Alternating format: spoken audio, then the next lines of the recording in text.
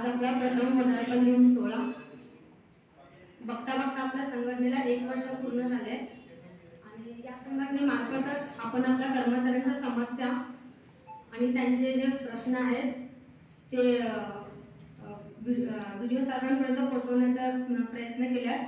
त्यामुळे आपण या संघटनेला वाढवण्याचा प्रयत्न करूया. सगळ्यांनी एकत्र मिळून अजून कर्मचारी जोडण्याचा प्रयत्न करूया. त्यामुळे आपल्या संघटनेचा जो विस्तार आहे तो जिल्ह्यापर्यंत जास्त वाढत जाईल आणि त्याच्यामुळे आपली जी संघटना आहे ती अजून जास्त बळकट होईल.